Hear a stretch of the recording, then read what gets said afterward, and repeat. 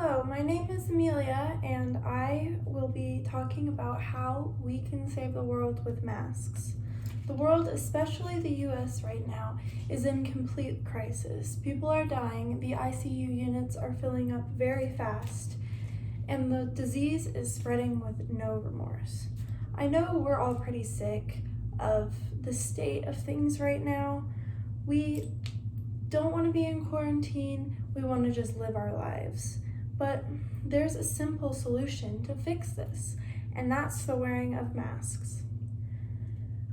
Today, I am going to try to persuade you to wear your masks and support the idea of a nationwide mask mandate. Today, I will be discussing supporting and opposing sides. First, I will be going over the dangers of the virus and how easily it can spread.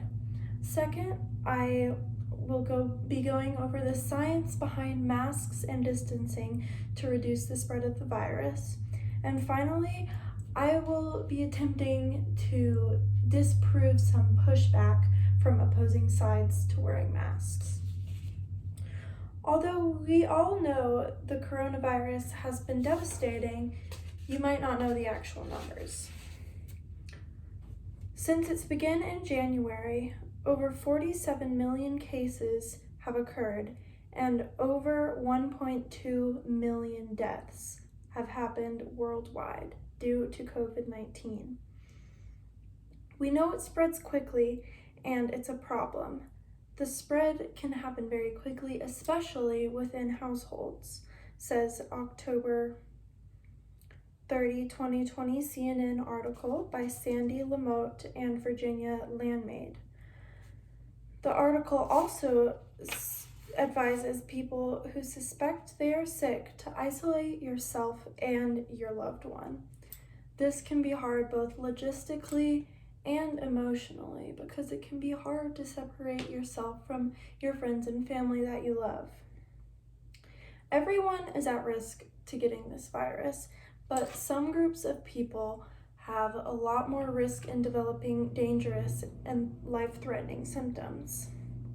According to the Mayo Clinic, the groups that are at high risk to more serious symptoms of the virus are older people, those with lung problems, people with heart disease, obesity, and other underlying health conditions.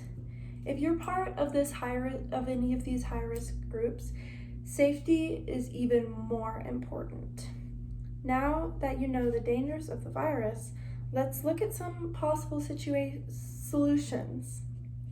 The two main ones are masks and social distancing. The CDC advises everyone over the age of 2 to wear masks in public situations, especially when social distancing is more difficult. This is effective because the mask is a barrier to prevent respiratory droplets from traveling into the air and onto other people when the person wearing the masks coughs, sneezes, talks, or raises their voice. And droplets are what known to spread the virus.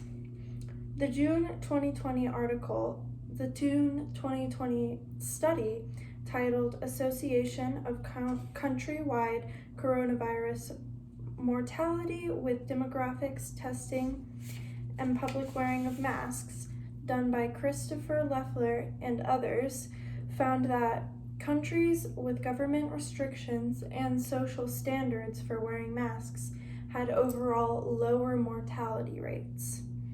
This is really important because it means that less people are dying when they are wearing masks. Another solution to this virus is social distancing. A study by MDs published June 1st, 2020 on The Lancet titled Physical Distancing, Face Masks, and Eye Protection to Prevent Person-to-Person Transmission of SARS-CoV-2 and COVID-19, a systematic review and meta-analysis, found that Transmission of viruses was lower with physical distancing of 1 meter or more, compared with the distance of less than 1 meter. This is some concrete evidence and science to back up social distancing and mask wearing. So far, I have gone over numbers and dangers of COVID-19 and what we can do to slow the spread. Now I will go over why some people aren't complying. A lot of people think that they have the freedom in America to not wear masks. Some don't care about the safety of themselves and others, and some just don't think masks will help. One common argument that people will bring up is masks are hard to breathe through, or that they have a medical condition that makes it impossible for them to wear masks. To kind of dispute this argument is, it's been shown that masks are actually pretty easy to get used to and breathe out of, and studies have actually been shown to prove this. And if you have an underlying medical condition that makes it unable for you to wear a mask, it seems like a better solution to just stay home, since the coronavirus is affecting the lungs directly. Another argument is that we live in a free country. We live in America. You can't tell us what to do. This is not only inconsiderate, but it also has flawed logic. Many aspects of our daily lives are enforced both socially and legally. One example of this is the clothes that we wear every single day. If I went out not wearing a shirt, people would have something to say about that. And cops would also be able to legally punish me for that action. In my opinion, masks should be no different.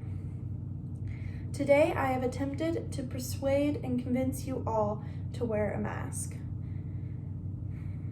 In this COVID-devastated world, I have gone over the issues that COVID has posed to us.